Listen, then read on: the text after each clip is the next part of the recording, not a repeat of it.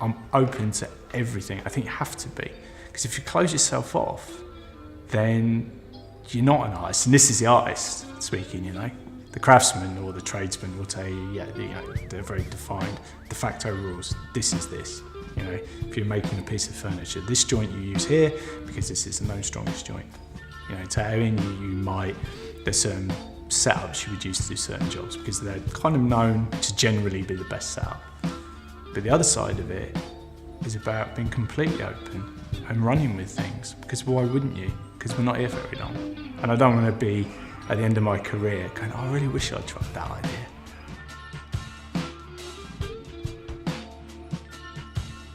I tend to use this time just to kind of quiet my mind, I think. Put it in a place where I'm just calming everything down. I'm not really thinking so much. I think it's just a process of almost like meditation, so that when my customer's here, you know, then the brain switches on. It's kind of a transition between sort of the social side into work mode, when, you know, everything becomes, right, this is a job. You know, you can kind of settle down into it. It probably takes me a good 15-20 minutes of preparation, then putting the stencil on, which is the next stage, and then as soon as I pick the machines up, you know, work mode, just it's a little light like that, really. I sort of got known for doing traditional Japanese work, and I suppose like anyone creative, doing the same thing or something very similar day in, day out can become a bit stale. So now I'm sort of doing realism and Japanese, but I still largely pick and choose what I want, but they have different criteria often.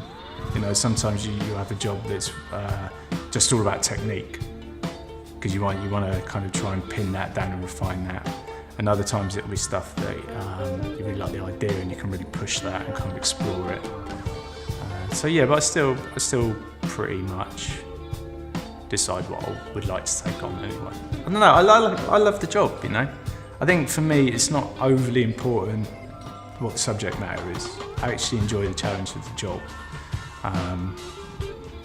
You know, I think when I was sort of doing the fine art thing, I'm essentially quite lazy.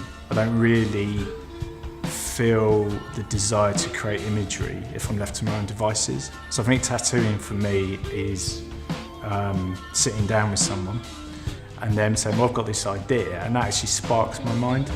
So if I was left in a studio on my own, I would really, really struggle, to be honest. I'd kind of find it hard to find things to draw or paint. But when you get someone comes in and they're like, I've got this crazy idea, and I'm like, yeah, let's roll with it. Let's see how far we can push it. You know, let's see what we can do and make that idea truly unique. And there's a collaboration between myself and the person. And I think that really works for me. And I think that's what keeps me coming back to the job, really. Because it doesn't feel like it's just me. You know, it feels like it's going into work, having an interaction with someone about what they want. But obviously it's not like, you know, them telling me this is what you're doing, but just opening up ideas, you know, and having fun and kind of pushing it around. I don't really look back that much. There are a few things in my life in general that obviously influence you, but for the most part, I'm always looking forward. I want the next idea, you know. What's the next thing I can do that's going to be really interesting? It's going to kind of inspire me or push me, you know. I think that's what it's about for me. The individual images have ceased to have much meaning. It's more about being tattooed, you know, the actual act of doing it, altering yourself like that. Kind of codifying yourself in some ways, you know, fixing certain things. The tattoos I have now, they've had them so long that they've kind of almost ceased to have meaning. It's difficult to explain, you know. I don't really watch much film, television, don't really read. And I've been thinking about it a lot, and I wondered why that is. And I think maybe it's because I actually prefer making things. I prefer constructing my own kind of imaginary worlds, I suppose.